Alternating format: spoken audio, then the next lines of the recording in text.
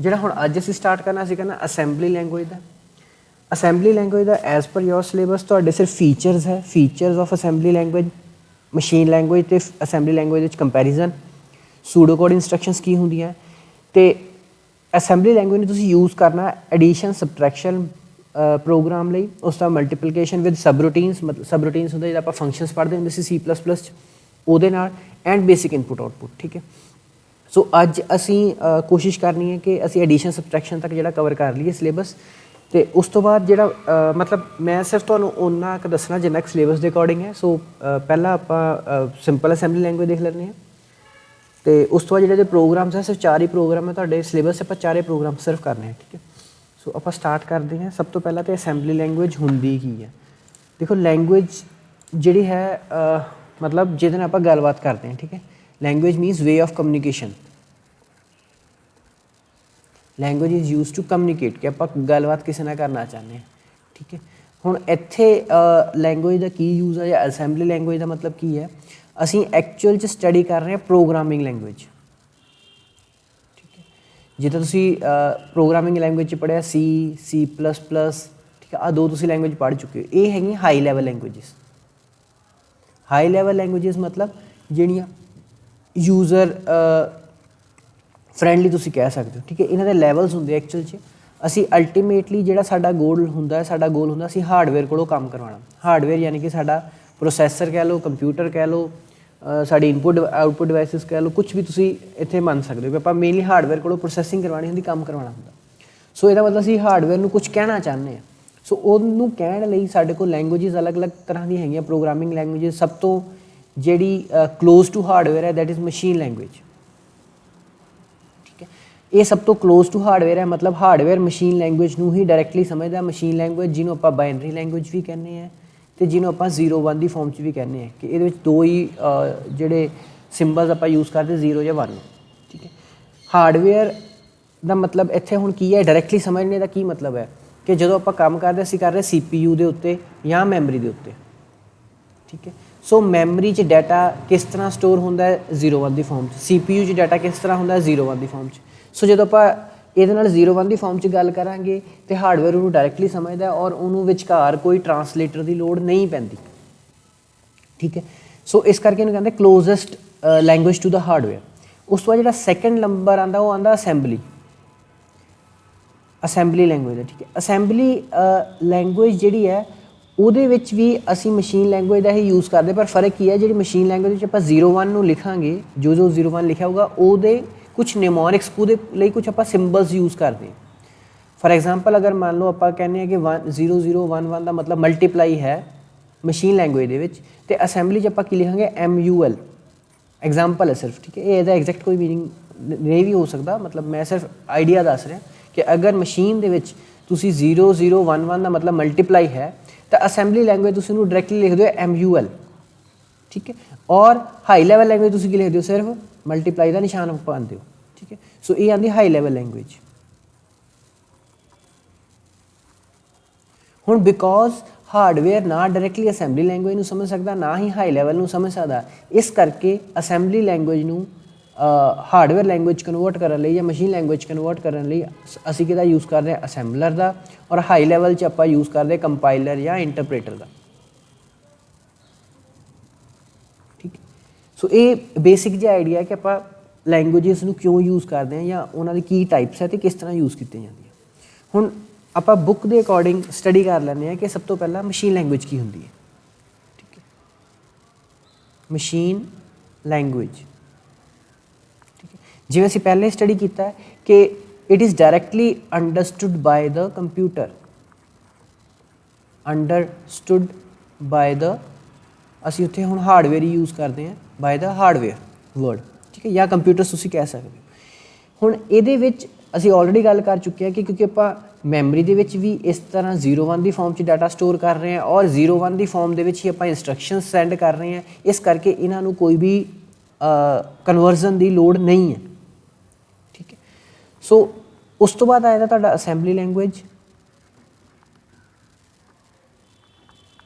ਹੁਣ ਇਹਦੇ ਵਿੱਚ ਮੇਨਲੀ ਆਪਾਂ ਕੀ, ਹੁਣ ਦੇਖੋ ਜਿਹੜੀ ਆ ਮਸ਼ੀਨ ਲੈਂਗੁਏਜ ਹੈ ਇਹ ਮਸ਼ੀਨ ਡਿਪੈਂਡੈਂਟ ਹੁੰਦੀ ਹੈ। ਇੱਕ ਵਰਡ ਆਪਾਂ ਯੂਜ਼ ਕਰ ਲਈ ਮਸ਼ੀਨ डिपेंडेंट।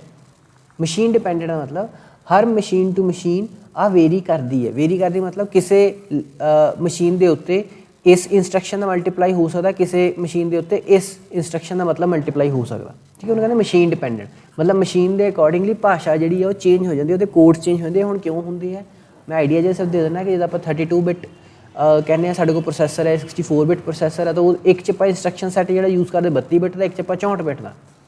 ठीक है, सो बिट्स ही वेरी हो गया क्योंकि मेनली वो आर्कीटैक्चर ही चेंज हो गया। इस करके तुसीं इत्थे जिहड़ा है आपां तुसीं आइडिया लगा सकते हो भी साडी इंस्ट्रक्शनस भी चेंज होणगियां क्योंकि साडा जिहड़ा बेसिक वर्ड लेंथ है वही चेंज हो जाती है।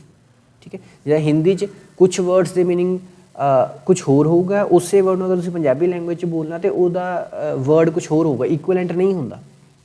ठीक है, सो मशीन के अकॉर्डिंग वर्ड्स जिहड़े हुंदे आ वो चेंज हो जाते हैं। उस तरह मशीन लैंगुएज जिहड़ी है तुहाडी डिपेंडेंट है, हार्डवेयर डिपेंडेंट है। ठीक है, बट इहदी जिहड़ी खासियत की है कि इहदे लई सानूं कंपाइलर या असैंबलर की लोड़ नहीं पैंदी। ठीक है, सैकेंड साडे कोल आउंदी असैंबली लैंगुएज। असैंबली लैंगुएज आपां की गल कीती कि सेम इंस्ट्रक्शनस हुंदियां, same instructions as that of machine language. जिद्दां आपां मशीन लैंगुएज पढ़ते हैं सेम तुहाडी असैंबली लैंगुएज दे विच भी उही इंस्ट्रक्शनस हुंदियां, बट आपां इन्हां नूं इत्थे नेमिंग कीती हुंदी, but we name but naming is done कर दो। ठीक है, पर आपां उन्हां नूं की कीता नाम दिता हुंदा। जिद्दां मैं पहला एग्जाम्पल दी कि आपां 0011 का अगर मतलब मल्टीप्लाई है तो असीं असैंबली च की लिखांगे MUL। ठीक है, हुण क्योंकि MUL नूं कंप्यूटर डायरैक्टली अंडरस्टैंड नहीं कर सकता तो MUL का अल्टीमेट मीनिंग जो हार्डवेयर नूं समझ आता वही आता 0011। सो इस असैंबली लैंगुएज नूं मशीन लैंगुएज कन्वर्ट करने लई साडे कोल एक सॉफ्टवेयर आता है, उसका नाम की है assembler. So assembler is used to convert the program from assembly language to the machine language. ठीक है, जिस तरह मशीन लैंगुएज मशीन डिपेंडेंट होंदी है, इंडिपेंडेंट नहीं है, डिपेंडेंट है, उस तरह असैंबली लैंगुएज भी मशीन डिपेंडेंट होंदी है। मतलब हर मशीन लई असैंबली लैंगुएज के जिहड़े वर्ड्स होंदे उन्हां दी मीनिंग वक्रे वक्रे होंदे हैं। ठीक है, मतलब तुसीं जदों भी कोई कंप्यूटर खरीदते हो या कोई भी मशीन के उत्ते अगर तुसीं असैंबली लैंगुएज लिखना चाहते हो तो ਉਹਦੇ इंस्ट्रक्शन सैट मतलब ਉਹਦੇ ਵਿੱਚ MUL ਦਾ ਮਲਟੀਪਲਾਈ है मतलब या MULP वर्ड यूज़ करता पिया, मतलब ਕਿਹੜਾ वर्ड का मतलब की है वो ਤੁਹਾਨੂੰ एक मैनुअल नाल दिता जाता है। मैनुअल मतलब एक बुक जी तो नाल दी जाती है उस कंप्यूटर के नाल। अगर तुसीं असैंबली लैंगुएज नूं यूज़ करना चाहते हो तो उस मैनुअल के अकॉर्डिंग तुसीं यूज़ कर दो कि आपां किहड़ी वाली इंस्ट्रक्शनस जिहड़ियां वो यूज़ करनी है। ठीक है, मतलब किसी कंप्यूटर च हो सकता MUL का मतलब मल्टीप्लाई हो सकता किसी कंप्यूटर MULP का मतलब मल्टीप्लाई हो। ठीक है, so these are machine dependent. Each processor family has its own assembly language. हर प्रोसैसर की अपनी एक लैंगुएज होंदी। ठीक है, उस तो बाद हाई लैवल लैंगुएज की मैं ज़्यादा गल नहीं कर रहा क्योंकि हाई लैवल लैंगुएज तुसीं आपां C++ पढ़ी है, वो की होंदी मशीन इंडिपेंडेंट। मतलब जिहड़ी मर्जी मशीन पर जाके तुसीं उस प्रोग्राम नूं रन कर सकते हो। मतलब तुसीं एक बारी प्रोग्राम लिख लिया उस तो तुसीं उस मशीन पर रन करते हो क्योंकि तुहाडे कोल उत्थे कंपाइलर हुंदा ते वो उस मशीन कोड च कन्वर्ट करन दा जिहड़ा जिम्मेवारी है उस कंपाइलर दी हुंदी है। सो तुसीं की हो machine independent high level language के केस विच। ठीक है, हुण असैंबली लैंगुएज की डिटेल दे विच की है कि असैंबली लैंगुएज दे विच आपां यूज़ की करते हैं निमोनिक्स या जिन्हां नूं सिंबल कहा जाता। निमोनिक्स हुंदी शॉर्ट फॉर्म। ठीक है, निमोनिक्स जिद्दां सब, सबट्रैक्ट, ADD ऐड, ठीक है, MUL मल्टीप्लाई, इन्होंने आप कहते निमोनिक्स। ठीक है, सो असैंबली लैंगुएज की होंगी बहुत सारे निमोनिक्स होंगी है। सो असैंबली लैंगुएज तुम कह सकते हो जो इंस्ट्रक्शनस होंगे they are in form of mnemonics, वो निमोनिक्स की फॉर्म च होंगी। ठीक है, दीज निमोनिक्स इन्होंने निमोनिक्स नूं आपां फरदर किहदे विच कन्वर्ट करते हैं बाइनरी लैंगुएज। और वो बाइनरी लैंगुएज कौन कन्वर्ट करता? तुहाडा असैंबलर। असैंबलर जिहड़ा है वो इन्हां निमोनिक्स नूं बाइनरी लैंगुएज दे विच कन्वर्ट करूगा और ये बाइनरी लैंगुएज फाइनली तुहाडे सिस्टम के उत्ते जिहड़ी है एग्जीक्यूट होंदी है। ठीक है, फॉर एग्जाम्पल इन्होंने जिवें एक दिता है, मान लो बाइनरी कोड ये वाला दिता होया 1011, उस तो बाद 4 टाइम्स 0, दैन 0110, दैन 001। हुण आ एक कोड है, ये प्रॉपर कोड है मशीन लैंगुएज दे विच। ठीक है, इट इज़ इक्वलेंट टू ਜਦੋਂ ਤੁਸੀਂ ਇਹਨੂੰ ਅਸੈਂਬਲੀ ਦੇ ਵਿੱਚ ਲਿਖਣਾ ਤੇ ਅਸੈਂਬਲੀ ਦੇ ਵਿੱਚ ਕੀ ਹੈ ਇਹਦਾ ਮਤਲਬ MOVAL61H। ਹੁਣ ਚਾਹੇ ਤੁਸੀਂ ਅਸੈਂਬਲੀ ਲੈਂਗੁਏਜ ਹਜੇ ਤੱਕ ਨਹੀਂ ਪੜ੍ਹੀ ਫਿਰ ਵੀ ਤੁਸੀਂ ਆਈਡੀਆ ਜਿਹਾ ਲਗਾ ਸਕਦੇ ਹੋ ਕਿ MOV ਦਾ ਮਤਲਬ ਮੇ ਬੀ ਮੂਵ ਹੋ ਸਕਦਾ, ਠੀਕ ਹੈ। ਮੂਵ ਕਿਹਨੂੰ ਕਰੂਗਾ, AL ਨੂੰ 61H ਦੇ ਵਿੱਚ ਜਾਂ 61 ਨੂੰ AL ਦੇ ਵਿੱਚ, ਤੁਸੀਂ ਆਈਡੀਆ ਜਿਹਾ ਲਗਾ ਸਕਦੇ ਹੋ, ਠੀਕ ਹੈ। ਇਹਨੂੰ ਕਹਿੰਦੇ ਆਪਾਂ ਅਸੈਂਬਲੀ ਲੈਂਗੁਏਜ। ਮਤਲਬ ਮਸ਼ੀਨ ਲੈਂਗੁਏਜ ਦੇ ਵਿੱਚ ਸਾਨੂੰ ਪਤਾ ਨਹੀਂ ਲੱਗ ਰਿਹਾ ਵੀ ਇਹ ਕੀ ਕਹਿ ਰਿਹਾ 0101, ਬਟ ਅਸੈਂਬਲੀ ਦੇ ਵਿੱਚ ਸਾਨੂੰ ਕੁਝ ਆਈਡੀਆ ਜਿਹੜਾ ਹੈ ਉਹ ਲੱਗ ਜਾਂਦਾ, ਠੀਕ। ਸੋ ਇਹਦਾ ਐਗਜ਼ੈਕਟ ਮਤਲਬ ਕੀ ਹੈ, MOV ਦਾ ਮਤਲਬ ਕੀ ਹੈ ਮੂਵ, ਠੀਕ ਹੈ। ਜੋ ਸਾਨੂੰ ਆਈਡੀਆ ਲੱਗਿਆ ਸੀ ਕਿ ਇਹ ਮੂਵ ਕਰੂਗਾ, ਕਿਹਨੂੰ ਕਰੂਗਾ 61 ਨੂੰ AL ਦੇ ਵਿੱਚ ਕਰੂਗਾ, ਠੀਕ ਹੈ। AL ਹੁਣ ਇੱਥੇ ਕੀ ਹੈ, ਇੱਕ ਰਜਿਸਟਰ ਹੁੰਦੇ ਆ ਇਹ, ਜਿਹੜਾ ਸਾਡਾ ਕੰਪਿਊਟਰ ਹੈ, ਜਿਹੜਾ ਉਹਦਾ ਪ੍ਰੋਸੈਸਰ ਹੁੰਦਾ, ਪ੍ਰੋਸੈਸਰ ਦੇ ਵਿੱਚ ਜਿਹਦੇ ਤੁਸੀਂ ਇਹ ਹਾਇਰਾਰਕੀ ਸ਼ਾਇਦ ਪੜ੍ਹੀ ਹੋਵੇ ਕਿਤੇ ਕਿ ਸਾਡੇ ਕੋਲ ਪਹਿਲਾਂ ਹਾਰਡ ਡਿਸਕ ਹੁੰਦੀ ਹੈ, ਠੀਕ ਹੈ। ਹਾਰਡ ਡਿਸਕ ਤੋਂ ਬਾਅਦ ਸਾਡੇ ਕੋਲ ਜਿਹੜੀ ਹੈ ਰੈਮ ਹੁੰਦੀ ਹੈ, ਠੀਕ ਹੈ। ਰੈਮ ਤੋਂ ਬਾਅਦ ਸਾਡੇ ਕੋਲ ਆਉਂਦੀ ਹੈ ਕੈਸ਼ੇ, ਠੀਕ ਹੈ। ਉਸ ਤੋਂ ਬਾਅਦ ਸਾਡੇ ਕੋਲ ਆਉਂਦੇ ਰਜਿਸਟਰਸ, ਠੀਕ ਹੈ। ਸੋ CPU ਜਿਹੜਾ ਹੈ ਆਪਾਂ ਕਹਿੰਦੇ ਰੈਮ ਨੂੰ ਡਾਇਰੈਕਟਲੀ ਰੀਡ ਕਰ ਸਕਦਾ, ਛੋਟੀਆਂ ਕਲਾਸਿਸ ਤੁਸੀਂ ਇਹ ਪੜ੍ਹਦੇ ਹੋ, but in case of CO ਜਦੋਂ ਆਪਾਂ CO ਦੀ ਗੱਲ ਕਰਦੇ ਹਾਂ ਤਾਂ CPU ਸਭ ਤੋਂ ਨੇੜੇ ਉਹ CPU ਦੇ ਕੌਣ ਹੈ, ਰਜਿਸਟਰ। ਸਾਰੇ ਕੰਮ ਜੋ ਵੀ ਐਗਜ਼ੀਕਿਊਸ਼ਨ ਹੁੰਦੀ ਹੈ ਤੁਹਾਡੇ ਕੰਪਿਊਟਰ ਦੇ ਵਿੱਚ ਉਹ ਸਾਰੇ ਰਜਿਸਟਰਸ ਦੇ ਉੱਤੇ ਹੁੰਦੀ ਹੈ। ਰਜਿਸਟਰਸ ਤੋਂ ਬਾਅਦ CPU ਦੇ ਸਭ ਤੋਂ ਨੇੜੇ ਕੈਸ਼ੇ ਆਉਂਦਾ, ਕੈਸ਼ੇ ਤੋਂ ਬਾਅਦ ਰੈਮ ਆਉਂਦੀ ਹੈ। ਜੋ ਤੁਸੀਂ ਫੰਡਾਮੈਂਟਲ ਦਾ ਸਬਜੈਕਟ ਪੜ੍ਹਦੇ ਹੋ ਤੁਹਾਨੂੰ ਕਿਹਾ ਜਾਂਦਾ ਕਿ CPU can directly deal with the RAM. CPU ਜਿਹੜਾ ਹੈ ਉਹ ਡਾਇਰੈਕਟਲੀ ਸਟੱਡੀ ਕਿੱਥੋਂ ਕਰਦਾ, ਇੰਸਟਰਕਸ਼ਨਸ ਰੈਮ ਤੋਂ, ਬਟ ਜਦੋਂ ਉਹ ਆਪਰੇਸ਼ਨਸ ਕਰਦਾ ਹੈ, ਠੀਕ ਹੈ, ਕੋਈ ਵੀ ਕੈਲਕੂਲੇਸ਼ਨਸ ਕਰਦਾ ਉਹ ਸਾਰੀਆਂ ਰਜਿਸਟਰਸ 'ਤੇ ਕਰਦਾ, ਠੀਕ। ਸੋ AL ਇੱਥੇ ਇੱਕ ਤਰ੍ਹਾਂ ਦਾ ਇੱਕ ਰਜਿਸਟਰ ਹੈ। 61H ਦਾ ਮਤਲਬ ਕੀ ਹੈ, 61 ਇੱਕ ਆਪਰੈਂਡ ਹੈ, H ਮਤਲਬ ਹੈਗਜ਼ਾਡੈਸੀਮਲ। ਇਹ ਹੈਗਜ਼ਾਡੈਸੀਮਲ ਇੱਕ ਕੋਡ ਹੈ ਜਿਹਨੂੰ ਤੁਸੀਂ ਇਸ ਰਜਿਸਟਰ ਦੇ ਵਿੱਚ ਮੂਵ ਕਰਨਾ ਚਾਹੁੰਦੇ ਹੋ, ਠੀਕ ਹੈ। ਸੋ ਇਹਦਾ ਮੀਨਿੰਗ ਕੀ ਨਿਕਲਿਆ, ਮੂਵ ਦ ਵੈਲਿਊ 61H ਇਨਟੂ ਦ ਪ੍ਰੋਸੈਸਰ AL, ਠੀਕ ਹੈ। ਸੋ ਮੂਵ ਜਿਹੜਾ ਹੈ ਇਹਨੂੰ ਆਪਾਂ ਕੀ ਕਹਾਂਗੇ, ਆਪਰੇਸ਼ਨ ਕੋਡ, ਆਪਰੇਸ਼ਨ ਕੋਡ। ਮਤਲਬ ਅਸੀਂ ਆਹ ਆਪਰੇਸ਼ਨ ਕਰਨਾ ਚਾਹੁੰਦੇ, ਅਸੀਂ ਆਹ ਕੰਮ ਕਰਨਾ ਚਾਹੁੰਦੇ, ਕੰਮ ਕੀ ਕਰਨਾ ਚਾਹੁੰਦੇ ਆਪਾਂ, ਮੂਵ ਕਰਾਉਣਾ ਚਾਹੁੰਦੇ ਹਾਂ। ਕਿਹਨੂੰ ਕਰਾਉਣਾ ਚਾਹੁੰਦੇ ਹਾਂ, 61H ਨੂੰ ਇਸ ਰਜਿਸਟਰ ਦੇ ਵਿੱਚ, ਠੀਕ ਹੈ। ਸੋ ਟਿਪੀਕਲੀ ਤੁਹਾਡੀ ਜਿਹੜੀਆਂ ਅਸੈਂਬਲੀ ਦੀਆਂ ਇੰਸਟਰਕਸ਼ਨਸ ਹੁੰਦੀਆਂ ਉਹ ਕੁਛ ਇਸ ਤਰ੍ਹਾਂ ਦੀਆਂ ਹੁੰਦੀਆਂ। ਮਤਲਬ ਤੁਹਾਡਾ ਜਿਹੜਾ ਪ੍ਰੋਗਰਾਮ ਹੈ ਉਹ ਇੱਦਾਂ ਦੀਆਂ ਇੰਸਟਰਕਸ਼ਨਸ ਦੇ ਨਾਲ ਬਣਿਆ ਹੋਊਗਾ। ਮਤਲਬ ਜਿੱਦਾਂ ਆਪਾਂ C++ 'ਚ ਪੜ੍ਹਦੇ ਸੀ, C out ਜਾਂ CN ਜਾਂ ਫੋਰ ਜਾਂ ਇੱਦਾਂ ਦੀ ਲੂਪਸ ਵਗੈਰਾ ਪੜ੍ਹਦੇ ਸੀ ਤਾਂ ਸਾਡੀ ਇੰਸਟਰਕਸ਼ਨ ਇੱਦਾਂ ਦੀਆਂ ਹੁੰਦੀਆਂ ਸੀ, ਲਾਸਟ ਸੈਮੀਕੋਲਨ ਆਉਂਦਾ ਹੁੰਦਾ ਸੀ। ਜਿਹੜੀ ਤੁਹਾਡੀ ਅਸੈਂਬਲੀ ਲੈਂਗੁਏਜ ਹੈ ਉਹਦੇ ਵਿੱਚ ਤੁਹਾਡੀ ਇੰਸਟਰਕਸ਼ਨ ਇਸ ਤਰ੍ਹਾਂ ਦੇ ਕੁਛ ਹੋਣਗੀਆਂ। ਹਰ ਇੰਸਟਰਕਸ਼ਨ ਦੇ ਵਿੱਚ ਜਿਹੜਾ ਪਹਿਲਾ ਸਿੰਬਲ ਹੈ ਉਹ ਕੀ ਰਿਪਰੈਜ਼ੈਂਟ ਕਰੂਗਾ, ਔਪ ਕੋਡ ਜਾਂ ਆਪਰੇਸ਼ਨ ਕੋਡ, ਕਿ ਉਹਨੇ ਕੰਮ ਕੀ ਕਰਨਾ। ਔਰ ਜਿਹੜਾ ਸੈਕੰਡ ਆਰਗੂਮੈਂਟ ਹੋਊਗਾ ਇਹ ਤੁਹਾਡਾ ਕੀ ਦੱਸੂਗਾ, ਮਤਲਬ ਇਹਨਾਂ ਆਰਗੂਮੈਂਟਸ ਦੇ ਉੱਤੇ ਇਹ ਆਪਰੇਸ਼ਨਸ ਜਿਹੜੇ ਆ ਪਰਫੋਰਮ ਕੀਤੇ ਜਾਣਗੇ, ਠੀਕ ਹੈ। ਅੱਗੇ ਹੁਣ ਆਪਾਂ ਚੱਲਦੇ ਹਾਂ ਇਹਦੇ ਐਕਚੁਅਲ ਰੂਲ ਦੇ ਵਿੱਚ ਕਿ ਐਕਚੁਅਲੀ ਤੁਹਾਡੀ ਇਸ ਲੈਂਗੁਏਜ ਦੇ ਕੀ ਰੂਲਸ ਹੈ। ਸੋ ਰੂਲਸ ਆਫ ਲੈਂਗੁਏਜ, ਠੀਕ ਹੈ। ਸੋ ਅਸੈਂਬਲੀ ਲੈਂਗੁਏਜ ਦੇ ਵਿੱਚ ਜਿਹੜੇ ਆਪਾਂ ਆਹ ਕੋਡ ਪਿੱਛੇ ਪੜ੍ਹੇ ਹੈ, ਆ ਫਿਲਹਾਲ ਅਸੀਂ 2 ਇਹਦੇ ਕਾਲਮਸ ਪੜ੍ਹੇ, ਵੈਸੇ ਇਹਦੇ ਜਿਹੜੇ ਹੁੰਦੇ 3 ਕਾਲਮਸ ਹੁੰਦੇ। It consist of 3 columns. ਹਰ ਇੰਸਟਰਕਸ਼ਨ ਜਿਹੜੀ ਹੁੰਦੀ ਹੈ ਈਚ ਲਾਈਨ ਤੁਸੀਂ ਕਹਿ ਸਕਦੇ ਹੋ 3 ਕਾਲਮ ਲਾਈਨ ਹੋ ਸਕਦੀ ਹੈ, ਜਾਂ ਕਹਿ ਸਕਦੇ ਹੋ ਤੁਸੀਂ ਇੱਕ ਇੰਸਟਰਕਸ਼ਨ ਹੁੰਦੀ, ਜਿਹੜੀ ਇੰਸਟਰਕਸ਼ਨ ਹੁੰਦੀ ਹੈ 3 ਕਾਲਮ ਦੀ ਹੋਊਗੀ, ਜਾਂ ਉਹ ਕਹਿ ਸਕਦੇ ਹੋ ਵੀ ਇੱਕ ਲਾਈਨ ਜਿਹੜੀ ਉਹ 3 ਕਾਲਮਸ ਦੀ ਹੁੰਦੀ ਹੈ, ਠੀਕ ਹੈ। ਹੁਣ ਉਹਦੇ ਵਿੱਚ ਜਿਹੜਾ ਪਹਿਲਾ ਕਾਲਮ ਹੁੰਦਾ ਉਹ ਰਿਪਰੈਜ਼ੈਂਟ ਕਰਦਾ ਲੇਬਲ, ਆਪਾਂ ਇਹਨੂੰ ਕਹਿੰਦੇ ਲੇਬਲ ਫੀਲਡ, ਠੀਕ ਹੈ। ਲੇਬਲ ਫੀਲਡ ਜਿਹੜਾ ਹੈ ਆਪਸ਼ਨਲ ਹੈ। ਆਪਸ਼ਨਲ ਮਤਲਬ ਇਹ ਹੋ ਵੀ ਸਕਦਾ ਤੇ ਨਹੀਂ ਵੀ ਹੋ ਸਕਦਾ, ਠੀਕ ਹੈ। ਇਟ ਮੇ ਬੀ ਐਮਪਟੀ ਔਰ ਮੇ ਕੰਟੇਨ। ਹੁਣ ਅਗਰ ਖਾਲੀ ਹੈ ਫਿਰ ਤਾਂ ਕੋਈ ਗੱਲ ਨਹੀਂ, ਅਗਰ ਇਹ ਅਵੇਲੇਬਲ ਹੈ ਤੇ ਇਹਦੇ ਵਿੱਚ ਹੁੰਦਾ ਕੀ ਹੈ, ਇਹਦੇ ਵਿੱਚ ਹੁੰਦਾ address, symbolic address, symbolic address, ਠੀਕ ਹੈ। ਸਿੰਬੋਲਿਕ ਐਡਰੈਸ ਦੇ ਵਿੱਚ ਮੈਕਸਿਮਮ 3 ਅਲਫਾ ਨਿਊਮੈਰਿਕ ਕਰੈਕਟਰਸ ਹੋ ਸਕਦੇ ਆ, ਠੀਕ ਹੈ। ਅਲਫਾ ਨਿਊਮੈਰਿਕ ਕਰੈਕਟਰਸ ਜਿਹੜੇ ਆ ਹੋ ਸਕਦੇ 3 ਮੈਕਸਿਮਮ 3 ਅਲਫਾ ਨਿਊਮੈਰਿਕ ਕਰੈਕਟਰਸ,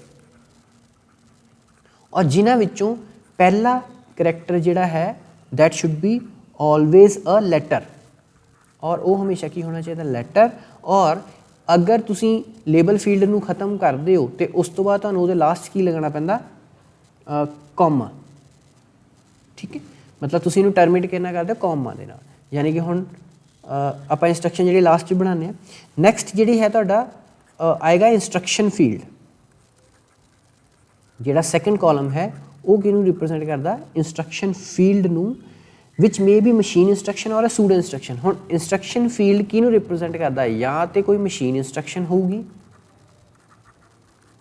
ਠੀਕ ਹੈ, ਜਾਂ ਕੋਈ ਸੂਡੋ ਇੰਸਟਰਕਸ਼ਨ ਹੋਊਗੀ। ਹੁਣ ਇਹ ਕੀ ਹੁੰਦਾ ਹੈ ਆਪਾਂ ਹੁਣੇ ਡਿਸਕਸ ਕਰ ਲੈਂਦੇ ਹਾਂ ਕਿ ਮਸ਼ੀਨ ਇੰਸਟਰਕਸ਼ਨ ਕੀ ਹੈ ਔਰ ਸੂਡੋ ਇੰਸਟਰਕਸ਼ਨ ਕੀ ਹੈ, ਠੀਕ ਹੈ। ਮਸ਼ੀਨ ਇੰਸਟਰਕਸ਼ਨ ਦਾ ਮਤਲਬ ਜਿਹੜੀ ਇੰਸਟਰਕਸ਼ਨ ਫੀਲਡ ਐਕਚੁਅਲੀ ਉਹਦੇ ਤਿੰਨ ਤਰ੍ਹਾਂ ਦੇ ਇੰਸਟਰਕਸ਼ਨਸ ਹੋ ਸਕਦੇ ਆ, ਜਾਂ ਤਾਂ ਹੋ ਸਕਦੀਆਂ MRI ਇੰਸਟਰਕਸ਼ਨਸ। MRI ਹੁੰਦੀਆਂ ਮੈਮਰੀ ਰੈਫਰੈਂਸ ਇੰਸਟਰਕਸ਼ਨਸ, ਠੀਕ ਹੈ। ਮੈਮਰੀ ਰੈਫਰੈਂਸ ਇੰਸਟਰਕਸ਼ਨ ਮਤਲਬ ਤੁਸੀਂ ਜਿਹੜਾ ਡਾਟਾ ਹੈ ਉਹ ਮੈਮਰੀ ਤੋਂ ਰੀਡ ਕਰ ਰਹੇ ਹੋ, ਠੀਕ ਹੈ, ਆਪਣਾ ਰੈਮ ਤੋਂ ਰੀਡ ਕਰ ਰਹੇ ਹੋ, ਉਹਨੂੰ ਆਪਾਂ ਕਹਿੰਦੇ memory reference instructions. In case ਅਗਰ ਮੈਮਰੀ ਰੈਫਰੈਂਸ ਇੰਸਟਰਕਸ਼ਨਸ ਆਪਾਂ ਯੂਜ਼ ਕਰਦੇ ਹਾਂ ਤੇ ਇਹਨਾਂ ਇੰਸਟਰਕਸ਼ਨ ਦੇ ਵਿੱਚ ਫਰਦਰ 2 ਜਾਂ 3 ਸਿੰਬਲਸ ਹੁੰਦੇ ਆ, ਠੀਕ ਹੈ, 2 ਜਾਂ 3 ਸਿੰਬਲਸ ਆਪਾਂ ਯੂਜ਼ ਕਰ ਸਕਦੇ ਹਾਂ, ਠੀਕ ਹੈ।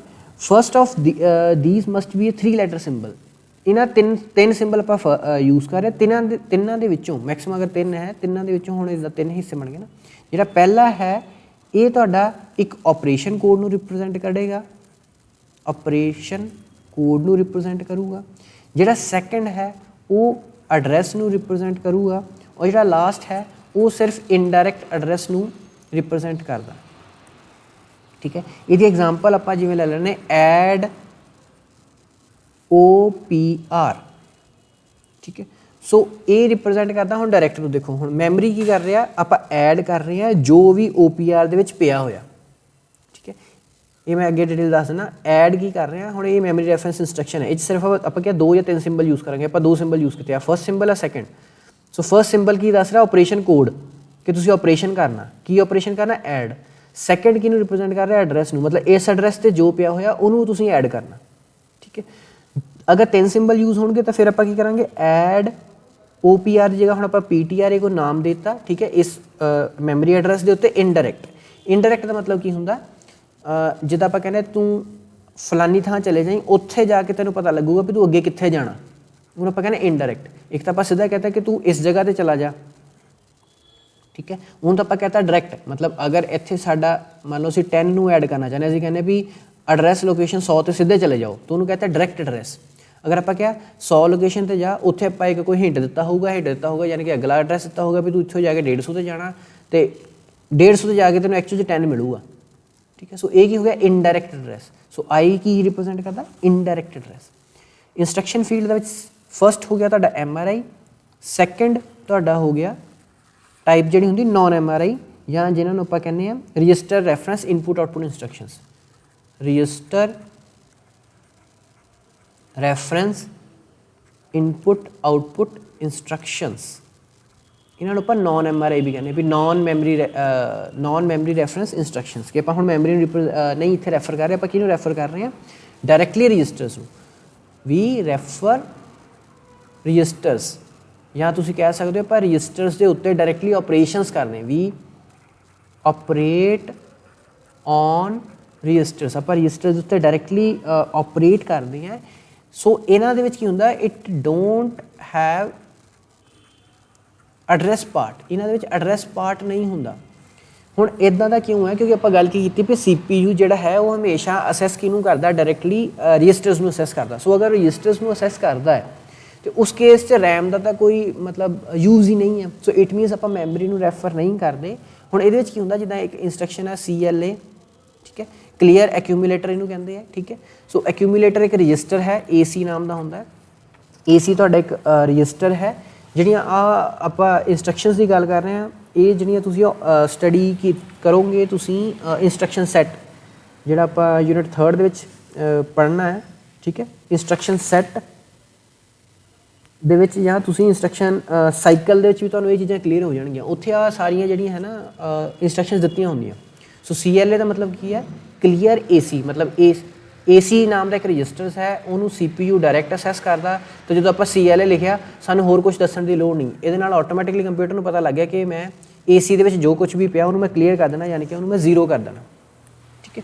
ਸੋ ਇਹਨਾਂ ਨੂੰ ਆਪਾਂ ਕਹਿੰਦੇ ਰਜਿਸਟਰ ਰੈਫਰੈਂਸ ਇੰਸਟਰਕਸ਼ਨ। ਤੀਸਰੀ ਆਉਂਦੀ ਸੂਡੋ ਇੰਸਟਰਕਸ਼ਨਸ। ਤੀਸਰੀ ਹੈ ਸੂਡੋ ਇੰਸਟਰਕਸ਼ਨ। ਹੁਣ ਜਿਹੜੀ ਸੂਡੋ ਇੰਸਟਰਕਸ਼ਨ ਹੁੰਦੀ ਹੈ ਇਹ ਕੋਈ ਵੀ ਮਸ਼ੀਨ ਇੰਸਟਰਕਸ਼ਨ ਨਹੀਂ ਹੁੰਦੀ ਐਕਚੁਅਲ 'ਚ it is an instruction for assembler ਜਿਹੜੀ ਇੱਥੇ ਇੰਸਟਰਕਸ਼ਨ ਲਿਖੀ ਹੁੰਦੀ ਹੈ it is instruction for assembler ਇਹ ਅਸੈਂਬਲਰ ਲਈ ਇੰਸਟਰਕਸ਼ਨ ਹੁੰਦੀ ਹੈ ਯਾਨੀ ਕਿ ਇਹਨੇ ਹਾਰਡਵੇਅਰ ਨੂੰ ਡਾਇਰੈਕਟਲੀ ਕੁਝ ਨਹੀਂ ਕਹਿਣਾ ਇਹਨੇ ਸਿਰਫ ਅਸੈਂਬਲਰ ਨੂੰ ਦੱਸਣਾ ਵੀ ਤੁਸੀਂ ਕੀ ਕੰਮ ਕਰ ਰਹੇ ਹੋ ਠੀਕ ਹੈ ਇਹਦੀਆਂ ਜਿਹੜੀਆਂ ਟਾਈਪਸ ਆ ਜਾਂ ਸੀਡੋ ਇੰਸਟਰਕਸ਼ਨਸ ਕਿਹੜੀਆਂ ਹੋ ਜਾਂਦੀਆਂ ਇੱਕ ਹੁੰਦੀ ORGN ਮਤਲਬ ਤੁਹਾਡਾ ਪ੍ਰੋਗਰਾਮ ਕਿੱਥੋਂ ਸਟਾਰਟ ਹੋ ਰਿਹਾ ਔਰ ORG ਮਤਲਬ ਓਰੀਜਨ ਠੀਕ ਹੈ ਸੋ ਓਰੀਜਨਲੀ ਤੁਹਾਡਾ ਪ੍ਰੋਗਰਾਮ ਕਿੱਥੋਂ ਸਟਾਰਟ ਹੋ ਰਿਹਾ 0 ਤੋਂ ਐਂਡ ਮਤਲਬ ਤੁਹਾਡਾ ਜਿਹੜਾ ਪ੍ਰੋਗਰਾਮ ਹੈ ਉਹ ਐਂਡ ਹੋ ਗਿਆ DEC N ਅਗਰ ਇੱਦਾਂ ਲਿਖਿਆ ਹੈ DEC N ਦਾ ਮਤਲਬ ਕੀ ਹੈ ਕਿ ਤੁਸੀਂ ਇਸ ਜਿਹੜਾ ਆਹ ਨੰਬਰ ਹੈ ਡੈਸੀਮਲ 'ਚ ਹੈ ਇਹਨੂੰ ਤੁਸੀਂ ਬਾਈਨਰੀ 'ਚ ਕਨਵਰਟ ਕਰ ਲਓ ਮਤਲਬ ਆਪਾਂ ਇਹ ਦੱਸ ਰਹੇ ਵੀ ਆਹ ਨੰਬਰ ਡੈਸੀਮਲ 'ਚ ਹੈ ਠੀਕ ਹੈ ਨੈਕਸਟ ਆ ਗਿਆ ਤੁਹਾਡਾ ਹੈਕਸਾ N ਮਤਲਬ ਆਹ ਜਿਹੜਾ ਨੰਬਰ ਹੈ ਹੈਕਸਾ ਡੈਸੀਮਲ 'ਚ ਹੈ ਇਹਨੂੰ ਤੁਸੀਂ ਬਾਈਨਰੀ 'ਚ ਕਨਵਰਟ ਕਰ ਲਓ ਠੀਕ ਹੈ ਜੋ ਲਾਸਟ ਪਾਰਟ ਹੈ ਤੁਹਾਡੀ instruction the that can be comment ਹੁਣ ਕਮੈਂਟ ਕੀ ਹੁੰਦੇ ਐਮਪਟੀ ਜਾਂ non empty that is they are optional ਇਹ ਆਪਸ਼ਨਲ ਹੈ ਠੀਕ ਹੈ ਹੁਣ ਆਪਾਂ ਦੇਖੋ 3 ਪਾਰਟਸ ਪੜ੍ਹੇ ਆ ਪਹਿਲਾ ਲੇਬਲ ਫੀਲਡ ਇਹ ਵੀ ਆਪਸ਼ਨਲ ਹੈ ਇਹ 'ਚ ਆਪਾਂ ਸਿੰਬੋਲਿਕ ਐਡਰੈਸ ਦੱਸਦੇ ਹਾਂ 3 ਅਲਫਾ ਨਿਊਮੈਰਿਕ ਕਰੈਕਟਰਸ ਮੈਕਸਿਮਮ ਹੋ ਸਕਦੇ ਆ ਉਹਨਾਂ ਵਿੱਚੋਂ ਪਹਿਲਾ ਜਿਹੜਾ ਹੈ ਉਹ ਕਰੈਕਟਰ ਲੈਟਰ ਹੋਣਾ ਚਾਹੀਦਾ ਔਰ ਆਪਾਂ ਖਤਮ ਕਿੰਨਾ ਕਰਦੇ ਕੌਮੇ ਦੇ ਨਾਲ ਠੀਕ ਹੈ ਸੈਕੰਡ ਜਿਹੜੀ ਹੈ ਉਹ ਇੰਸਟਰਕਸ਼ਨ ਫੀਲਡ ਹੁੰਦਾ ਹੈ ਇੰਸਟਰਕਸ਼ਨ ਫੀਲਡ ਦੇ ਵਿੱਚ 3 ਤਰ੍ਹਾਂ ਦੀ ਸਾਡੇ ਕੋਲ ਇੰਸਟਰਕਸ਼ਨਸ ਹੋ ਸਕਦੀਆਂ ਜਾਂ MRI ਜਿਨ੍ਹਾਂ ਨੂੰ ਆਪਾਂ ਮੈਮਰੀ ਰੈਫਰੈਂਸ ਇੰਸਟਰਕਸ਼ਨਸ ਕਰ ਦਿੰਦੇ ਹਾਂ ਕਿਉਂ ਕਹਿੰਦੇ ਆ ਕਿਉਂਕਿ ਇਹ ਮੈਮਰੀ ਦੇ ਉੱਤੇ ਐਕਟ ਕਰਦੀਆਂ ਠੀਕ ਹੈ ਇਹਦੇ ਵਿੱਚ 2 ਜਾਂ 3 ਸਿੰਬਲਸ ਯੂਜ਼ ਕਰਦੇ ਹਾਂ 2 ਆਪਾਂ ਉਦੋਂ ਯੂਜ਼ ਕਰਦੇ ਜਦੋਂ ਸਾਡਾ ਡਾਇਰੈਕਟ ਐਡਰੈਸ ਹੁੰਦਾ ਜਦੋਂ ਸਾਡਾ ਡਾਇਰੈਕਟ ਐਡਰੈਸ ਹੁੰਦਾ ਔਰ 3 ਆਪਾਂ ਉਦੋਂ ਯੂਜ਼ ਕਰਦੇ ਜਦੋਂ ਸਾਡਾ ਇਨਡਾਇਰੈਕਟ ਐਡਰੈਸ ਹੁੰਦਾ ਠੀਕ ਹੈ ਉਸ ਤੋਂ ਬਾਅਦ ਇੰਸਟਰਕਸ਼ਨ ਫੀਲਡ ਦੀ ਦੂਸਰੀ ਜਿਹੜੀ ਟਾਈਪ ਦੂਸਰੀ ਤਰ੍ਹਾਂ ਦੀ ਇੰਸਟਰਕਸ਼ਨ ਹੋ ਸਕਦੀ ਸਾਡੇ ਕੋਲ ਰਜਿਸਟਰ ਰੈਫਰੈਂਸ ਇਹਦੇ ਵਿੱਚ ਆਪਾਂ ਨੂੰ ਐਡਰੈਸ ਯੂਜ਼ ਕਰਨ ਦੀ ਲੋੜ ਨਹੀਂ ਹੁੰਦੀ ਜੋ ਵੀ ਇੰਸਟਰਕਸ਼ਨ ਹੈ ਉਹਦੇ ਨਾਲ ਕਲੀਅਰਲੀ ਮੈਂਸ਼ਨ ਆਟੋਮੈਟਿਕ ਹੁੰਦਾ ਵੀ ਆਪਾਂ ਕਿਹੜੇ ਰਜਿਸਟਰ ਦੇ ਉੱਤੇ ਐਕਸ਼ਨ ਪਰਫੋਰਮ ਕਰਨਾ ਇਸ ਕਰਕੇ ਇਹਦੇ ਵਿੱਚ ਐਡਰੈਸ ਪਾਰਟ ਦੀ ਲੋੜ ਨਹੀਂ ਹੁੰਦੀ ਤੀਸਰਾ ਹੈ ਸੀਡੋ ਇੰਸਟਰਕਸ਼ਨ ਹੋ ਸਕਦੀ ਜਿਹੜੀ ਆਹ ਇੰਸਟਰਕਸ਼ਨ ਹੈ ਇਹ ਮਸ਼ੀਨ ਨੂੰ ਨਹੀਂ ਦਿੱਤੀ ਜਾਂਦੀ ਇਹ ਦਿੱਤੀ ਜਾਂਦੀ ਹੈ ਸਿਰਫ ਅਸੈਂਬਲਰ ਨੂੰ ਤਾਂ ਕਿ ਉਹਨੂੰ ਸਮਝ ਆ ਜਾਏ ਕਿ ਪ੍ਰੋਗਰਾਮ ਦਾ ਕਿਹੜਾ ਫੇਜ਼ ਸਟਾਰਟ ਹੋ ਰਿਹਾ ਜਾਂ ਪ੍ਰੋਗਰਾਮ ਹੁਣ ਕੀ ਕਰ ਰਿਹਾ ਠੀਕ ਹੈ ਔਰ ਲਾਸਟ ਹੁੰਦਾ ਤੁਹਾਡਾ ਕਮੈਂਟ ਠੀਕ ਹੈ ਅਤੇ ਕਮੈਂਟ ਜਿਹੜਾ ਉਹ ਆਪਸ਼ਨਲ ਹੈ ਹੁਣ ਆਪਾਂ ਕੀ ਪੜ੍ਹਿਆ ਕਿ ਜਿਹੜਾ ਲੇਬਲ ਹੈ ਉਹ ਕੌਮੇ ਦੇ ਨਾਲ ਯਾਨੀ ਕਿ ਤੁਹਾਡੀ ਟੋਟਲ ਇੰਸਟਰਕਸ਼ਨ ਹੁਣ ਕੀ ਬਣਨੀ ਹੈ ਲੇਬਲ ਇਹ ਐਂਡ ਹੁੰਦੀ ਹੈ ਕੌਮਾ ਦੇ ਨਾਲ ਉਸ ਤੋਂ ਬਾਅਦ ਤੁਹਾਡਾ ਆਉਂਦੀ ਹੈ ਇੰਸਟਰਕਸ਼ਨ ਆਹ ਵਾਲੀ ਇੰਸਟਰਕਸ਼ਨ ਫੀਲਡ ਤੁਹਾਡੀ ਆਉਂਦੀ ਹੈ ਠੀਕ ਹੈ ਇੰਸਟਰਕਸ਼ਨ ਫੀਲਡ ਤੁਹਾਡੀ ਆ ਰਹੀ ਹੈ ਔਰ ਇਸ ਤੋਂ ਬਾਅਦ ਆਪਾਂ ਕਹਿੰਦੇ ਹਾਂ ਕੌਮਾ ਜਿਹੜਾ ਕੌਮਾ ਹੁੰਦਾ ਹੈ ਇਹ ਤੁਹਾਡਾ ਜਿਹੜਾ ਹੁੰਦਾ ਕਮੈਂਟ ਜਿਹੜਾ ਤੁਹਾਡਾ ਹਮੇਸ਼ਾ ਕਿੰਨਾ ਸਟਾਰਟ ਹੁੰਦਾ ਸੈਮੀਕੋਲਨ ਦੇ ਨਾਲ ਠੀਕ ਹੈ ਸੈਮੀਕੋਲਨ ਤੋਂ ਬਾਅਦ ਤੁਸੀਂ ਹਮੇਸ਼ਾ ਲਿਖ ਦਿਓ ਕਮੈਂਟ ਅਗਰ ਤੁਸੀਂ ਦੇਣਾ ਚਾਹੁੰਦੇ ਹੋ ਅਗਰ ਤੁਸੀਂ ਕਮੈਂਟ ਨਹੀਂ ਦੇਣਾ ਚਾਹੁੰਦੇ ਹੋ ਤਾਂ ਤੁਸੀਂ ਸਿਰਫ ਇੰਨਾ ਲਿਖ ਸਕਦੇ ਹੋ ਸੋ ਇਹ ਤੁਹਾਡੀ ਟੋਟਲ ਇੰਸਟਰਕਸ਼ਨ ਜਿਹੜੀ ਹੈ ਆ ਬਣੀ ਇਹਦੇ ਵਿੱਚੋਂ ਆ ਵੀ ਆਪਸ਼ਨਲ ਹੈ ਅਤੇ ਆ ਵੀ ਆਪਸ਼ਨ ਹੈ ਸੋ ਤੁਹਾਡਾ ਸਾਰਾ ਜਿਹੜਾ ਕਹਿ ਲਓ ਮੇਨ ਪਾਰਟ ਹੈ ਦੈਟ ਇਜ਼ ਇੰਸਟਰਕਸ਼ਨ ਫੀਲਡ ਠੀਕ ਹੈ ਹੁਣ ਆਪਾਂ ਇੱਕ ਪ੍ਰੋਗਰਾਮ ਸਿੰਪਲ ਜਿਹਾ ਜਿਹੜਾ ਹੈ ਉਹ ਬਣਾਉਂਦੇ ਹਾਂ ਅਤੇ ਫਿਰ ਇਹਦਾ ਆਈਡੀਆ ਤੁਹਾਨੂੰ ਲੱਗ ਜਾਣਾ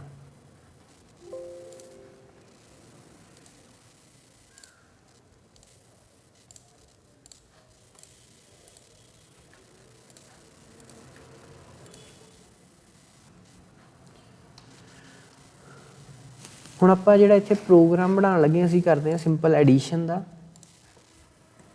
ਠੀਕ ਹੈ ਸੋ ਐਡੀਸ਼ਨ ਦਾ ਪ੍ਰੋਗਰਾਮ ਬਣਾਉਣ ਲਈ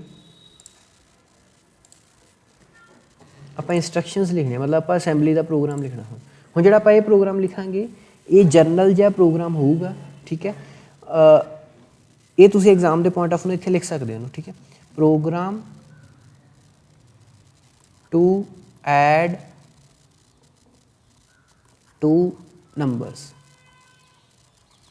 ਠੀਕ ਹੈ ਅਗਰ ਤੁਸੀਂ ਇਹਨਾਂ ਨੂੰ ਪ੍ਰੋਗਰਾਮਸ ਨੂੰ ਚਲਾਉਣਾ ਚਾਹੁੰਦੇ ਹੋ ਮਤਲਬ ਚਲਾ ਕੇ ਦੇਖਣਾ ਚਾਹੁੰਦੇ ਹੋ ਤਾਂ ਉਹਦੇ ਲਈ ਸਾਡੇ ਕੋਲ ਈਮੂਲੇਟਰ ਹੁੰਦੇ ਈਮੂਲੇਟਰ ਮਤਲਬ ਜਿੱਦਾਂ ਸੌਫਟਵੇਅਰ ਹੈ C++ ਦਾ ਇੱਦਾਂ ਹੀ ਅਸੈਂਬਲੀ ਲੈਂਗੁਏਜ ਦੇ ਈਮੂਲੇਟਰਸ ਹੁੰਦੇ ਆ ਠੀਕ ਹੈ ਤੁਸੀਂ ਉਹਨਾਂ 'ਤੇ ਚਲਾ ਸਕਦੇ ਹੋ ਪਰ ਅਗਰ ਤੁਸੀਂ ਉੱਥੇ ਚਲਾਉਣਾ ਤਾਂ ਉੱਥੇ ਚਲਾਉਣ ਲਈ ਤੁਹਾਨੂੰ ਇੰਟਰਪਟਸ ਜਿਹੜੇ ਹੁੰਦੇ ਆ ਉਹ ਵੀ ਤੁਹਾਨੂੰ ਸਟੱਡੀ ਕਰਨੇ ਪੈਣਗੇ ਉਹ ਆਪਾਂ ਬਾਅਦ ਵਿੱਚ ਦੇਖਾਂਗੇ ਉਹਦਾ ਇਨਪੁਟ ਆਊਟਪੁੱਟ ਦੇ ਵਿੱਚ ਫਿਲਹਾਲ ਜਿਹੜਾ ਆਹ ਪ੍ਰੋਗਰਾਮ ਇਹਨੇ ਸਿੰਪਲ ਐਕਸ਼ਨ ਪਰਫੋਰਮ ਕਰ ਦੇਣਾ ਪਰ ਇਹਨੇ ਤੁਹਾਨੂੰ ਆਊਟਪੁੱਟ ਕੋਈ ਸ਼ੋ ਨਹੀਂ ਕਰਨੀ ਠੀਕ ਹੈ ਸੋ ਆਪਾਂ ਸਟਾਰਟ ਕਰਦੇ ਹਾਂ ਸਭ ਤੋਂ ਪਹਿਲਾਂ ਆਪਾਂ ਸਟਾਰਟ ਕਰਦੇ ORG ਮਤਲਬ ਅਸੀਂ ਕਿਹੜੀ ਲੋਕੇਸ਼ਨ ਤੋਂ ਸਟਾਰਟ ਕੀਤਾ ਆਪਣਾ ਪ੍ਰੋਗਰਾਮ ਠੀਕ ਹੈ ਅਸੀਂ ਲੋਕੇਸ਼ਨ ਦੇ ਦਿੱਤੀ 00 ਕਿ ਤੁਹਾਡਾ ਪ੍ਰੋਗਰਾਮ ਜਿਹੜਾ ਹੁਣ ਇੱਥੇ ਤੁਸੀਂ ਕਮੈਂਟ ਦੇ ਸਕਦੇ ਹੋ ਪ੍ਰੋਗਰਾਮ ਸਟਾਰਟਸ ਫਰੋਮ 0 0 ਲੋਕੇਸ਼ਨ ਤੁਹਾਡਾ ਸਟਾਰਟ ਹੋਇਆ। ਹੁਣ ਆਪਾਂ ਇੱਥੇ ਲੋਕੇਸ਼ਨ ਕਿਉਂ ਦਿੱਤੀ ਹੈ ਦੇਖੋ, ਹੁਣ ਆਪਾਂ ਮਸ਼ੀਨ ਦੇ ਨਾਲ ਗੱਲ ਕਰ ਰਹੇ, ਮਸ਼ੀਨ ਨੂੰ ਇਹ ਵੀ ਦੱਸਣਾ ਪੈਣਾ ਵੀ ਤੈਨੂੰ ਕਿਉਂਕਿ ਹੁਣ ਆਪਾਂ ਜਦੋਂ C++ 'ਚ ਪੜ੍ਹਦੇ ਸੀ ਅਸੀਂ ਇਹ ਨਹੀਂ ਦੱਸਦੇ ਸੀ ਕਿ ਕਿੱਥੇ ਮੈਮਰੀ ਮਿਲੂਗੀ ਜਾਂ ਕਿੱਥੋਂ ਤੁਸੀਂ ਮੈਮਰੀ 'ਚ ਜਗ੍ਹਾ ਹੈ ਜਾਂ ਨਹੀਂ ਹੈ, ਆਪਾਂ ਕੁਛ ਨਹੀਂ ਇਹਦੇ ਬਾਰੇ ਦੇਖਦੇ, ਉਹ ਸਾਰਾ ਕੰਮ ਕੰਪਾਈਲਰ ਦਾ ਹੁੰਦਾ ਸੀ। ਬਟ ਹੁਣ ਆਪਾਂ ਮਸ਼ੀਨ ਦੇ ਨੇੜੇ ਵਾਲੀ ਲੈਂਗੁਏਜ ਪੜ੍ਹ ਰਹੇ ਹਾਂ, ਅਸੈਂਬਲੀ ਪੜ੍ਹ ਰਹੇ ਹਾਂ, ਇਸ ਕਰਕੇ ਸਾਨੂੰ ਦੱਸਣਾ ਪੈਣਾ ਵੀ ਸਾਡਾ ਪ੍ਰੋਗਰਾਮ ਕਿੱਥੋਂ ਸਟਾਰਟ ਹੋਇਆ। ਠੀਕ ਹੈ, ਸੋ ਆਪਾਂ ਦੱਸਿਆ origin 0, program starts at location 0। ਉਸ ਤੋਂ ਬਾਅਦ ਇਹ ਸੈਕੰਡ ਇੰਸਟਰਕਸ਼ਨ ਹੁੰਦੀ ਹੈ, ਇੰਸਟਰਕਸ਼ਨ ਸੈੱਟ ਦੇ ਵਿੱਚ ਤੁਸੀਂ ਪੜ੍ਹੀ ਹੋਊਗੀ LDA, ਲੋਡ ਟੂ ਐਕਿਊਮੂਲੇਟਰ। LDA ਮਤਲਬ ਲੋਡ ਟੂ ਐਕਿਊਮੂਲੇਟਰ, LDA ਦਾ ਮਤਲਬ ਹੋਣਾ ਲੋਡ ਟੂ AC। ਠੀਕ ਹੈ, ਕੀ ਕਰਨਾ ਲੋਡ A ਕੀ ਹੈ ਤੁਹਾਡਾ ਆਪਰੈਂਡ, ਯਾਨੀ ਕਿ A ਨੂੰ ਤੁਸੀਂ ਲੋਡ ਕਰ ਦਿਓ। ਤੁਸੀਂ ਇਹਨੂੰ ਇਸ ਤਰ੍ਹਾਂ ਸਮਝੋ ਜਿੱਦਾਂ ਮਸ਼ੀਨ ਨੂੰ ਤੁਸੀਂ ਇਕੱਲੀ ਗੱਲ ਕਹਿ ਰਹੇ ਹੋ, ਪਹਿਲਾਂ ਤੁਸੀਂ ਕਹਿ ਰਹੇ ਹੋ ਵੀ ਇੱਕ ਉਹਦੇ ਲਈ ਡੱਬਾ ਰੱਖ A। ਠੀਕ ਹੈ, ਇਸ A ਦੇ ਵਿੱਚ ਜੋ ਵੀ ਵੈਲਿਊ ਹੈ ਤੁਸੀਂ 10 ਰੱਖੀ ਹੋਈ ਹੈ, ਇਸ 10 ਨੂੰ ਤੁਸੀਂ AC ਦੇ ਵਿੱਚ ਪਾ ਦਿੱਤਾ। ਇਹਦੇ ਵਿੱਚ ਜਿੰਨੀ ਵੀ ਤੁਹਾਡਾ CPU ਪ੍ਰੋਸੈਸਿੰਗ ਕਰਦਾ ਸਾਰੀ AC 'ਚ ਹੀ ਕਰਦਾ। AC 'ਚ ਜਦੋਂ A ਲੋਡ ਹੋ ਗਿਆ ਤੇ AC 'ਚ ਆ ਗਿਆ 10। ਠੀਕ ਹੈ, ਉਸ ਤੋਂ ਬਾਅਦ ਅਗਲਾ ਲਿਖਤਾ ਐਡ B। ਠੀਕ ਹੈ, ਐਡ B ਦਾ ਮਤਲਬ ਕੀ ਹੈ, ਸਿੰਪਲ ਐਡ ਮਤਲਬ ਐਡੀਸ਼ਨ ਟੂ AC, ਮਤਲਬ ਜੋ ਵੀ AC 'ਚ ਹੈ ਉਹਦੇ ਵਿੱਚ B ਐਡ ਕਰ ਦਿਓ। ਸੋ B ਨੂੰ ਐਡ ਕਰਨਾ ਤੁਸੀਂ। ਹੁਣ AC ਦੇ ਵਿੱਚ ਕੀ ਹੈ 10, B ਤੁਹਾਡਾ ਕਿਤੇ ਪਿਆ ਹੋਇਆ, ਉਹਦੀ ਵੈਲਿਊ ਮੰਨ ਲਓ ਹੈ 20 ਤੇ 20 ਜਿਹੜਾ ਹੈ AC ਦੇ ਵਿੱਚ ਐਡ ਹੋ ਜਾਣਾ, ਯਾਨੀ ਕਿ AC 'ਚ ਕੀ ਆ ਜਾਣਾ ਹੁਣ 30। ਠੀਕ ਹੈ, ਇਸ ਤਰ੍ਹਾਂ ਆਪਾਂ ਲਿਖਦੇ ਹਾਂ। ਹੁਣ ਉਸ ਤੋਂ ਬਾਅਦ ਲਿਖਦੇ ਹਾਂ ਆਪਾਂ STA, ਸਟੋਰ ਜੋ ਵੀ AC ਦੇ ਵਿੱਚ ਹੈ ਉਹਨੂੰ C 'ਚ ਸਟੋਰ ਕਰ ਦਿਓ। ਸੋ ਸਟੋਰ ਟੂ C ਮਤਲਬ C ਦੇ ਵਿੱਚ ਉਹਨੂੰ ਤੁਸੀਂ ਸਟੋਰ ਕਰ ਲਿਆ। ਸੋ AC ਦੀ ਜੋ ਵੀ ਵੈਲਿਊ ਹੈ 30 ਉਹ ਕਿੱਥੇ ਸਟੋਰ ਹੋ ਜੂਗੀ C ਦੇ ਵਿੱਚ। C ਇਜ਼ ਇਕੁਅਲ ਟੂ ਕੀ ਹੋ ਜੂਗਾ 30। ਠੀਕ ਹੈ, ਉਸ ਤੋਂ ਬਾਅਦ ਤੁਸੀਂ ਕਰ ਦੇਣਾ ਹਾਲਟ, ਕੰਪਿਊਟਰ ਤੁਹਾਡਾ ਸਟਾਪ ਹੋ ਗਿਆ, ਯਾਨੀ ਕਿ ਤੁਸੀਂ ਆਪਣਾ ਪ੍ਰੋਗਰਾਮ ਨੂੰ ਸਟਾਪ ਕਰਤਾ। ਇਸ ਤੋਂ ਬਾਅਦ ਤੁਸੀਂ A ਨੂੰ ਯੂਜ਼ ਕੀਤਾ, B ਨੂੰ ਯੂਜ਼ ਕੀਤਾ, C ਨੂੰ ਯੂਜ਼ ਕੀਤਾ, ਤੁਸੀਂ ਇਹ ਤਿੰਨੇ ਦੱਸ ਦੇਣੇ। ਹੁਣ ਇੱਥੇ ਆਪਾਂ ਲੇਬਲ ਸ਼ੁਰੂ ਕੀਤੇ। ਹੁਣ ਲੇਬਲ 'ਚ ਆਪਾਂ ਕੀ ਪੜ੍ਹਿਆ ਸੀ, ਆਪਾਂ ਸਿੰਬੋਲਿਕ ਐਡਰੈਸ ਦੱਸਾਂਗੇ। ਸਿੰਬੋਲਿਕ ਐਡਰੈਸ ਆਪਾਂ ਕੀ ਯੂਜ਼ ਕੀਤਾ A ਦੇ ਵਿੱਚ ਕੰਟੈਂਟ ਕੀ ਪਾਇਆ ਆਪਾਂ ਡੈਸੀਮਲ 10, ਆਪਾਂ 10 ਨੂੰ ਸਟੋਰ ਕਰਾਇਆ। ਠੀਕ ਹੈ, ਇਹਦੇ ਅੱਗੇ ਤੁਸੀਂ ਲਿਖ ਸਕਦੇ ਹੋ ਇਸ ਤਰ੍ਹਾਂ ਕਮੈਂਟ, ਮੈਂ ਆਪਾਂ ਹੁਣ ਲਿਖ ਨਹੀਂ ਰਿਹਾ ਹੁਣ ਮੈਂ। ਉਸ ਤੋਂ ਬਾਅਦ ਤੁਸੀਂ ਸਿੰਬੋਲਿਕ ਐਡਰੈਸ ਸੈਕੰਡ ਕੀ ਯੂਜ਼ ਕੀਤਾ B। ਸੋ B ਨੂੰ ਤੁਸੀਂ ਡੈਸੀਮਲ ਕਿੰਨੀ ਵੈਲਿਊ ਦਿੱਤੀ 20। C ਦੀ ਵੈਲਿਊ ਆਪਾਂ ਇਨੀਸ਼ੀਅਲਾਈਜ਼ ਜਦੋਂ ਆਪਾਂ C++ ਪੜ੍ਹਦੇ ਸੀ ਤੁਹਾਨੂੰ ਯਾਦ ਹੋਣਾ ਆਪਾਂ C ਨੂੰ ਇਨੀਸ਼ੀਅਲਾਈਜ਼ ਕਰਦੇ ਸੀ। ਸੋ ਆਪਾਂ ਇੱਥੇ ਸਮ ਨੂੰ ਇਨੀਸ਼ੀਅਲਾਈਜ਼ ਕਰਦੇ ਸੀ 0, ਆਪਾਂ ਇੱਥੇ ਕੀ ਇਨੀਸ਼ੀਅਲਾਈਜ਼ ਕਰਤਾ C ਨੂੰ 0। ਠੀਕ ਹੈ, ਲਾਸਟ 'ਚ ਐਂਡ। ਹੁਣ ਇਹਦੇ ਵਿੱਚੋਂ ORG ਜਿਹੜੀ ਹੈ ਆਹ ਸੂਡੋ ਇੰਸਟਰਕਸ਼ਨ ਹੈ। ਠੀਕ ਹੈ, ਹਾਲਟ ਐਂਡ ਜਿਹੜੀ ਹੈ ਇਹ ਵੀ ਤੁਹਾਡੀ ਸੂਡੋ ਇੰਸਟਰਕਸ਼ਨ ਹੈ। ਠੀਕ ਹੈ, ਉਸ ਤੋਂ ਬਾਅਦ ਜਿਹੜੀਆਂ ਆਹ ਸਾਰੀਆਂ ਇੰਸਟਰਕਸ਼ਨਸ ਹੈ ਇਹ ਤੁਹਾਡੀਆਂ ਆ ਗਈਆਂ ਮੈਮਰੀ ਰੈਫਰੈਂਸ ਇੰਸਟਰਕਸ਼ਨਸ, ਕਿਉਂਕਿ ਆਪਾਂ ਮੈਮਰੀ ਅੱਗੇ ਦੱਸ ਰਹੇ ਵੀ A ਤੋਂ ਵੈਲਿਊ ਚੱਕ ਜਾਂ B ਤੋਂ ਚੱਕ ਜਾਂ C ਤੋਂ ਚੱਕ। ਠੀਕ ਹੈ, ਆ ਵੀ ਤੁਹਾਡੀਆਂ DEC ਜਾਂ ਜਿਹੜੀਆਂ ਹੈ ਇਹ ਵੀ ਹੈ ਤੁਹਾਡੀਆਂ। ਠੀਕ ਹੈ, ਸੋ ਇਸ ਤਰ੍ਹਾਂ ਤੁਸੀਂ ਪ੍ਰੋਗਰਾਮ ਜਿਹੜੇ ਬਣਾ ਸਕਦੇ ਹੋ। ਇਹ ਹੋ ਗਿਆ ਐਡ ਦਾ। ਇਸੇ ਤਰ੍ਹਾਂ ਆਪਾਂ ਸਿੰਪਲ ਜਿਹਾ ਸਬਟਰੈਕਟ ਦਾ ਬਣਾਉਂਦੇ ਹਾਂ। ਸਬਟਰੈਕਟ ਨੂੰ ਮੈਂ ਇੱਥੇ ਹੀ ਕਨਵਰਟ ਕਰ ਦੇਣਾ ਇਸੇ ਪ੍ਰੋਗਰਾਮ ਨੂੰ। ਸਬਟਰੈਕਟ ਦਾ ਸਿਰਫ ਇੱਕ ਤਰੀਕਾ ਹੁੰਦਾ ਕਿ ਸਬਟਰੈਕਟ ਆਪਾਂ ਇਹ 'ਚ ਕਰਦੇ ਕਿੱਦਾਂ। ਅਗਰ ਮੰਨ ਲਓ ਅਸੀਂ A ਨੂੰ B ਦੇ ਵਿੱਚੋਂ ਮਾਈਨਸ ਕਰਨਾ ਹੋਵੇ, ਠੀਕ ਹੈ, CO ਦੇ ਵਿੱਚ ਅਗਰ A ਨੂੰ ਆਪਾਂ B ਦੇ ਵਿੱਚੋਂ ਮਾਈਨਸ ਕਰਨਾ ਹੋਵੇ ਤਾਂ ਅਸੀਂ ਕੀ ਕਰਦੇ A ਦਾ ਕੰਪਲੀਮੈਂਟ ਲੈ ਲੈਂਦੇ। ਠੀਕ ਹੈ, ਮਤਲਬ 2's ਕੰਪਲੀਮੈਂਟ ਲੈਂਦੇ ਆਪਾਂ, 2's ਕੰਪਲੀਮੈਂਟ ਲੈਂਦੇ। ਠੀਕ ਹੈ, ਤੁਸੀਂ ਇਸ ਤਰ੍ਹਾਂ ਕਰੋ A ਨੂੰ B 'ਚ ਮਾਈਨਸ ਕਰਨਾ ਪਰ B ਨਾਲ ਲੈਣਾ ਆਪਣਾ 2's ਕੰਪਲੀਮੈਂਟ। ਠੀਕ ਹੈ, ਯਾਨੀ ਕਿ A ਦੀ ਜੋ ਵੀ ਵੈਲਿਊ ਹੋਈ 10 10 10 10 ਜੋ ਵੀ ਸਮਥਿੰਗ ਹੋਗੀ। ਠੀਕ ਹੈ, B ਦੀ ਵੈਲਿਊ ਹੋਗੀ 01 01 01 01। ਇਸ ਵੈਲਿਊ ਦਾ ਅਗਰ ਤੁਸੀਂ 2's ਕੰਪਲੀਮੈਂਟ ਲਓਗੇ, 2's ਕੰਪਲੀਮੈਂਟ ਹੁਣ ਕਿਵੇਂ ਲੈਂਦੇ ਆ ਮੈਂ ਥੋੜ੍ਹਾ ਜਿਹਾ ਤੁਹਾਨੂੰ ਦੱਸ ਦਿੰਦਾ। 1 0 1 0 1 ਇਹਦਾ ਉਲਟਾ ਕਰ ਦੇਣਾ ਹਰ ਦਾ। ਪਹਿਲਾਂ 1's ਕੰਪਲੀਮੈਂਟ ਲੈਣਾ। 1's ਕੰਪਲੀਮੈਂਟ ਕਿੱਦਾਂ ਲੈਂਦੇ, ਇਹਨੂੰ ਸਾਰਿਆਂ ਨੂੰ ਉਲਟਾ ਕਰ ਦਿੰਦੇ 0 1 0 1 1 0 1 ਜੋ ਵੀ ਵੈਲਿਊ ਉਹਨੂੰ ਉਲਟਾ ਕਰ ਦਿੰਦੇ। 1's ਕੰਪਲੀਮੈਂਟ 'ਚ ਅਗਰ ਤੁਸੀਂ 1 ਪਲੱਸ ਕਰ ਦਿਓ ਇਹ 2's ਕੰਪਲੀਮੈਂਟ ਬਣ ਜਾਂਦਾ ਹੁੰਦਾ। ਠੀਕ ਹੈ, 1 0 1 1 0 1। ਠੀਕ ਹੈ, ਆਹ ਬਣ ਗਿਆ ਤੁਹਾਡਾ 2's ਕੰਪਲੀਮੈਂਟ, ਇਹਨੂੰ ਕਹਿੰਦੇ 2's ਕੰਪਲੀਮੈਂਟ। ਹੁਣ ਜੋ 2's ਕੰਪਲੀਮੈਂਟ ਜੋ ਬਣ ਗਿਆ ਉਹਨੂੰ ਤੁਸੀਂ ਅਗਰ A ਦੇ ਵਿੱਚ ਪਲੱਸ ਕਰ ਦੋਗੇ ਤਾਂ ਆਟੋਮੈਟਿਕਲੀ A ਮਾਈਨਸ B ਹੋਣਾ।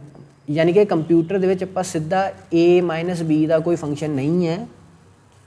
ਠੀਕ ਹੈ, ਤਰੀਕਾ ਕੀ ਹੈ, ਤੁਸੀਂ A ਤੇ b ਲਓ, b ਦਾ ਤੁਸੀਂ 2's ਕੰਪਲੀਮੈਂਟ ਲਓ, ਯਾਨੀ ਕਿ 2's ਕੰਪਲੀਮੈਂਟ ਆਫ b ਨੂੰ ਜਦੋਂ ਤੁਸੀਂ a ਦੇ ਵਿੱਚ ਪਲੱਸ ਕਰਦੇ ਹੋ ਤੇ ਆਟੋਮੈਟਿਕਲੀ ਉਹਦੀ ਆਊਟਪੁੱਟ ਜੋ ਆਉਂਦੀ ਹੈ a - b ਆਉਂਦੀ, ਯਾਨੀ ਕਿ ਤੁਸੀਂ with the help of addition and 2's complement ਤੁਸੀਂ ਸਬਟਰੈਕਟ ਜਿਹੜਾ ਹੈ ਉਹ ਕਰ ਸਕਦੇ ਹੋ।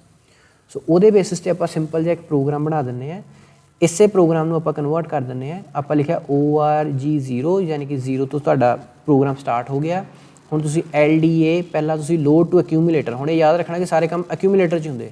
ਸੋ ਲੋਡ ਟੂ ਐਕਿਊਮੂਲੇਟਰ 'ਚ ਆਪਾਂ ਕੀਤਾ ਪਹਿਲਾਂ A ਕਰ ਲਿਆ, ਠੀਕ ਹੈ, A ਨੂੰ ਆਪਾਂ ਲੋਡ ਕਰ ਲਿਆ। ਹੁਣ ਤੁਸੀਂ ਪ੍ਰੋਗਰਾਮ ਕੀ ਲਿਖਣਾ ਕਿ ਆਪਾਂ ਕੀ ਕਰ ਰਹੇ ਹਾਂ, ਇੱਥੇ B - A ਬਣਨਾ ਹੈ, ਇੱਥੇ B ਕਰ ਦਿਓ। ਫਿਰ ਲੋਡ B, ਆਪਾਂ B ਨੂੰ ਪਹਿਲਾਂ ਲੋਡ ਕਰਤਾ, ਫਿਰ CMA। ਹੁਣ CMA ਇਹ ਤੁਹਾਡੀ ਸਪੈਸ਼ਲ ਇੰਸਟਰਕਸ਼ਨ ਹੈ, ਰਜਿਸਟਰ ਰੈਫਰੈਂਸ, ਇਹ ਤੁਹਾਡੀ ਰਜਿਸਟਰ ਰੈਫਰੈਂਸ ਇੰਸਟਰਕਸ਼ਨ ਆਈ ਕਿ ਆਪਾਂ ਐਕਿਊਮੂਲੇਟਰ ਦਾ ਕੰਪਲੀਮੈਂਟ ਲੈ ਲਓ, ਠੀਕ ਹੈ। ਉਸ ਤੋਂ ਬਾਅਦ INC ਮਤਲਬ ਇੰਕਰੀਮੈਂਟ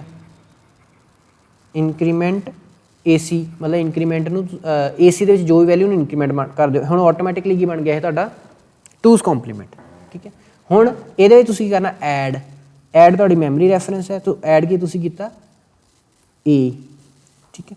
ਹੁਣ ਜੋ ਵੀ ਤੁਹਾਡਾ ਐਡ ਨੇ ਕੀ ਕਰਨਾ, ਲੋਡ B ਸੀਗਾ, B ਦੇ ਵਿੱਚ ਜੋ ਵੀ ਵੈਲਿਊ ਸੀ ਉਹਦਾ A ਕੰਪਲੀਮੈਂਟ ਲੈ ਲਿਆ, ਉਹਦਾ 2's ਕੰਪਲੀਮੈਂਟ ਲੈ ਲਿਆ। ਹੁਣ ਉਹਦੇ ਵਿੱਚ A ਨੂੰ ਐਡ ਕਰ ਦਿੱਤਾ, ਯਾਨੀ ਕਿ A - B ਹੋ ਗਿਆ। ਸੋ ਸਟੋਰ STA, ਸਟੋਰ ਤੁਸੀਂ ਕੀ ਕਰੋ C ਦੇ ਵਿੱਚ, A - B ਦੀ ਵੈਲਿਊ ਤੁਸੀਂ C 'ਚ ਸਟੋਰ ਕਰਾ ਲਈ। ਉਸ ਤੋਂ ਤੁਸੀਂ ਸਿੰਪਲ ਹਾਲਟ, ਪ੍ਰੋਗਰਾਮ ਤੁਹਾਡਾ ਬੰਦ। ਸੋ ਤੁਸੀਂ ਕਿਹੜੇ ਯੂਜ਼ ਕੀਤੇ, ਪਹਿਲਾਂ B ਯੂਜ਼ ਕੀਤਾ, ਸੋ B ਤੁਹਾਡਾ ਆ ਗਿਆ DEC 10। ਉਸ ਤੋਂ ਤੁਸੀਂ A ਯੂਜ਼ ਕੀਤਾ, A ਆ ਗਿਆ ਤੁਹਾਡਾ DEC 20, ਠੀਕ ਹੈ।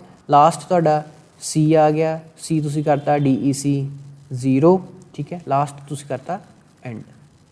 ਹੁਣ ਜਿਹੜਾ ਪਹਿਲਾ ਪ੍ਰੋਗਰਾਮ ਬਣਾਇਆ ਸੀ ਉਹਦੇ ਵਿੱਚ ਤੁਸੀਂ 2 ਇੰਸਟਰਕਸ਼ਨਸ ਯੂਜ਼ ਕੀਤੀਆਂ, ਸਿਰਫ ਮੈਮਰੀ ਰੈਫਰੈਂਸ ਜਿਹੜੀਆਂ ਆਹ ਵਾਲੀਆਂ ਸੀ, ਆਹ ਵਾਲੀ ਅਤੇ ਆਹ ਵਾਲੀ, ਠੀਕ ਹੈ। ਆਹ ਮੈਮਰੀ ਰੈਫਰੈਂਸ ਸੀਗੀਆਂ ਸਾਰੀਆਂ, ਅਤੇ ਇਹਦੇ ਵਿੱਚ ਹੁਣ ਤੁਸੀਂ ਰਜਿਸਟਰ ਰੈਫਰੈਂਸ ਵੀ ਨਾਲ ਯੂਜ਼ ਕਰ ਲਿਆ। ਆਹ 2 ਰਜਿਸਟਰ ਰੈਫਰੈਂਸ ਹੋ ਗਈਆਂ, ਬਾਕੀ ਜਿਹੜੀਆਂ ਸੀ ਸੂਡੋ ਇੰਸਟਰਕਸ਼ਨ ਤੁਸੀਂ ਪਹਿਲਾਂ ਯੂਜ਼ ਕਰ ਹੀ ਰਹੇ ਸੀ।